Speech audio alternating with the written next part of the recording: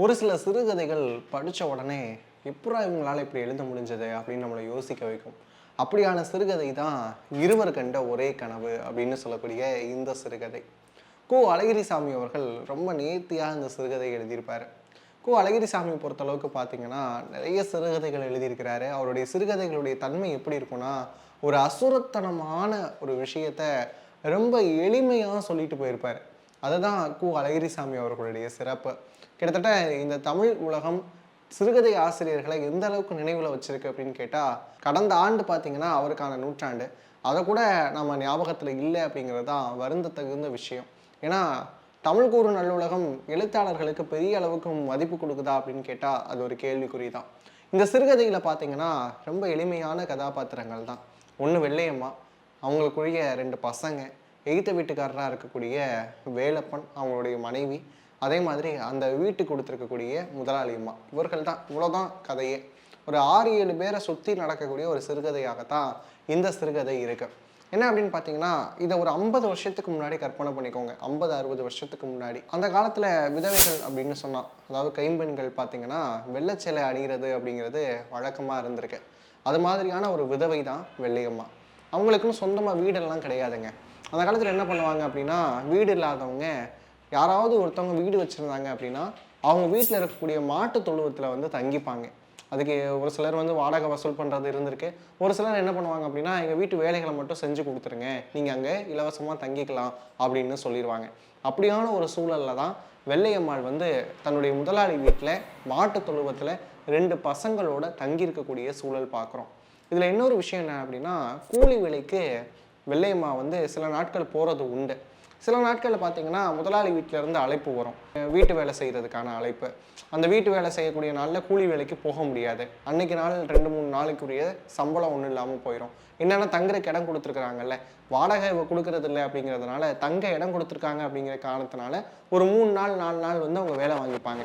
புதூரில் இருந்து நெல் எடுக்கிறது, அதுக்கப்புறம் பார்த்தீங்கன்னா நெல்லை வந்து உடைக்கிறது, இந்த மாதிரியான வேலைகள் எல்லாம் பார்த்தீங்கன்னா வெள்ளையம்மாளே செய்வா.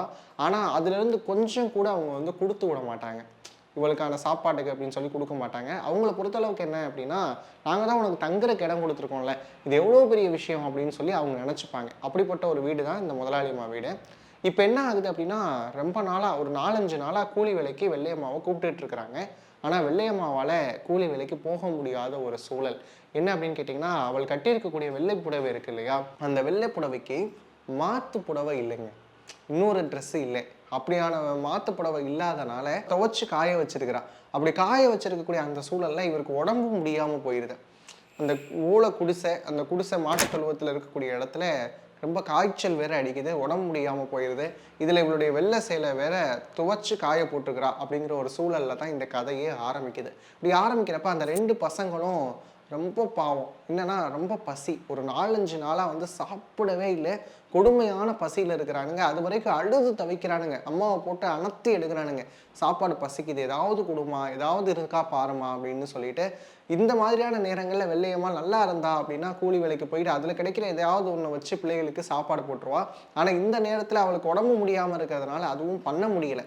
இப்படியான ஒரு சூழலில் வெள்ளையம்மா அப்படியே மயக்கம் வரக்கூடிய நிலையில் அந்த ஓலை பாயை விரிச்சு, அந்த பாய் கூட கிழிஞ்ச பாய் தான், கோணி சாக்கு இருக்கும் பார்த்தீங்களா, நம்ம பலசர கடையிலலாம் பார்த்துருப்போம்ல, அந்த சாக்கை கிழிச்சு மாற்று உடை இல்லைங்கிறதுனால அதை மேலே பொத்தி இருக்கிறா.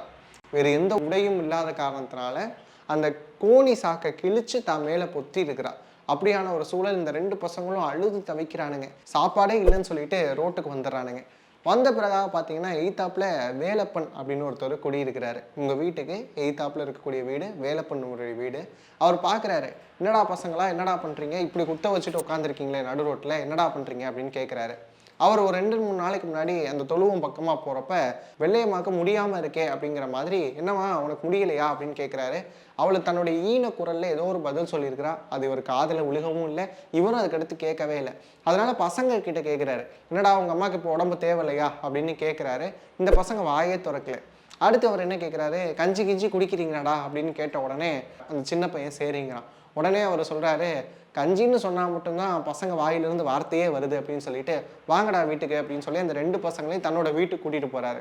கூட்டிகிட்டு போயிட்டு தன்னோட மனைவி கிட்ட சொல்கிறாரு, இவங்களுக்கு ஏதாவது குடிக்க கொடு அப்படின்னு சொன்னோன்னே, அந்த அம்மா தான் வீட்டில் இருக்கக்கூடிய சோளக்கஞ்சி இருக்கும் பார்த்தீங்களா, அந்த சோளக்கஞ்சியை எடுத்துக்கிட்டு அது கொஞ்சமாக பருப்பு துவையில வந்து இந்த பசங்க கையில் கொடுக்குறான்.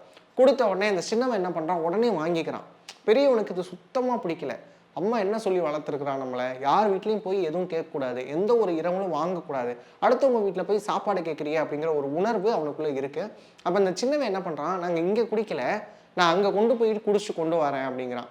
உடனே வேலப்பன் சொல்கிறாரு, கொஞ்சம் கொஞ்சம் அவங்க அம்மாவுக்கும் பசிக்கும்ல, அதனால கொண்டு போகிறான் அப்படின்னு விடு அப்படின்னு சொல்லிடுறாரு.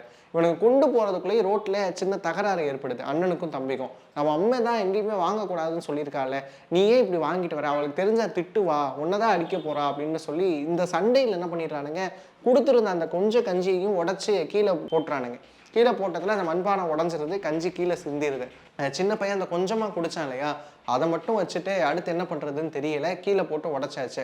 இந்த மாதிரி இருக்க சூழலில் மறுபடியும் அம்மா கிட்ட ஓடுறானுங்க 2 பேரும். எதுக்கு ஓடுறானுன்னா, இவனுங்களுக்குள்ளே நடந்த அந்த கான்வர்சேஷனை அம்மா கிட்ட சொல்லணும் அப்படிங்கிறனால ஓடுறானுங்க. 2 பேரையும் மாற்றி மாற்றி குறை சொல்கிறதுக்காக ஓடக்கூடிய அந்த நேரத்தில் அவள் பேச்சு மூச்சு இல்லாமல் இருக்கிறா வெள்ளையம்மா. என்னடா எதுவுமே பேச மாட்டாளே அப்படின்னு சொல்லிட்டு இவங்க மேலே விழுந்து பிறண்டு எந்திரிமா எந்திரிமான்னு சொல்கிறானுங்க. இதில் இன்னொரு விஷயம் என்னென்னா, எழுத்தாளர் ரொம்ப அழகாக சொல்லியிருப்பார், வெள்ளையம்மாளும் அந்த பசங்களும் சில நேரங்களில் விளையாடுறது உண்டுங்க. எப்படின்னா, அவள் செத்து போய் போன மாதிரி கிடக்கிறப்ப இந்த 2 பசங்களும் எழுப்புவானுங்களாம். எழுப்பி இருக்கிறப்ப திடீர்னு நான் மறுபடியும் வந்துட்டேன் அப்படின்னு சொல்லி விளையாடக்கூடிய ஒரு விஷயம் இருக்கும். அதே மாதிரி அவனுக்கு நினச்சிக்கிறானுங்க, நம்ம அம்மா எந்திரிச்சிருவா இன்னும் அப்படின்னு சொல்லிட்டு உசுப்பிக்கிட்டே இருக்கிறானுங்க. ஆனால் வெள்ளையம்மா எந்திரிக்கவே இல்லை. அவள் மேலாப்பில் போட்டிருந்தா இல்லையா அந்த கோணி சாக்கு, அது கூட விலைக்கு போயிருக்கு. அவள் அப்போயும் எந்திரிக்கலை, அவளுடைய உடல் நிர்வாணமாக இருக்குது அப்படின்னு சொல்லி எழுத்தாளர் பதிவு செய்கிறாரு. பக்கத்தில் இருக்கக்கூடிய நபர்கள்லாம் வந்து பார்க்குறாங்க.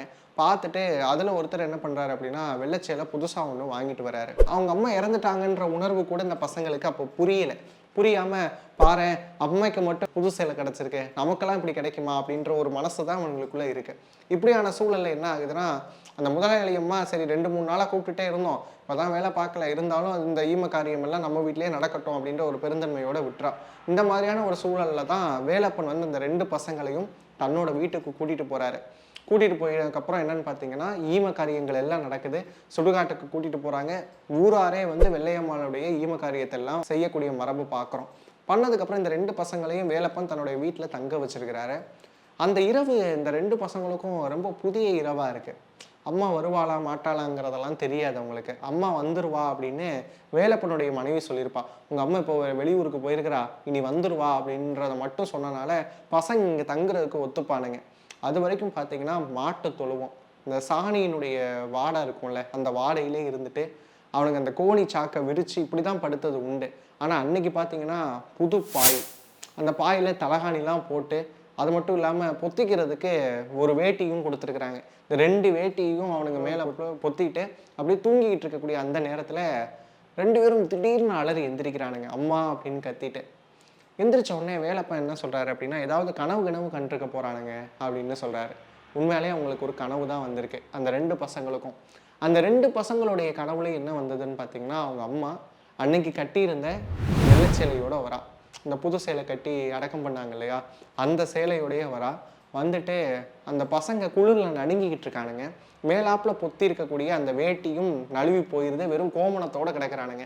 அதை பார்த்துட்டு அந்த கனவுல என்ன பண்ணுறான்னா, தன்னுடைய சேலை இருக்கு இல்லையா, அந்த புது சேலை, அதை 2 பேரையும் வாடி அணைச்சிட்டு அந்த சேலையை அப்படியே பொத்தி விட்டுட்டு அந்த தாய் வந்து அப்படியே பிறந்த மேனியாக போகிற மாதிரி இந்த கதையை முடிச்சிருப்பார். அதில் தான் இவனுங்க எந்திரிச்சிருப்பானுங்க. எந்திரிக்கிற அந்த நேரத்தில் 2 பேருக்குமே ஒரே மாதிரி கனவு வந்திருக்கும். இந்த தாயினுடைய உள்ளம் இவ இறந்து போயிருந்தாலும் சரி, தன்னுடைய குழந்தைகளை சுற்றி தான் அது இருக்கும் அப்படிங்கிற மாதிரி ரொம்ப உணர்ச்சி பூர்வமாக இந்த கதையை கொண்டு போய் முடிச்சிருப்பாரு. இந்த 2 பேரும் ஒரே நேரத்தில் கனவு கண்டு எந்திரிச்சாங்க இல்லையா, அதனால தான் இந்த சிறுகதைக்கு இருவர் கண்ட ஒரே கனவு அப்படின்னு பேர் கொடுத்துருக்கிறாரு அழகிரிசாமி அவர்கள். இந்த கதை குறித்து நீங்கள் என்ன நினைக்கிறீங்க அப்படிங்கிறத கமெண்ட் பாக்ஸில் கமெண்ட் பண்ணிடுங்க. சிறுகதை ஆசிரியராக இருக்கக்கூடிய அழகிரிசாமியுடைய வேறு சில கதைகள் நீங்கள் படிச்சிருந்தாலும் உங்களுக்கு பிடிச்ச கதைகள் எது அப்படிங்கிறதையும் சொல்லிடுங்க. நன்றி, வணக்கம்.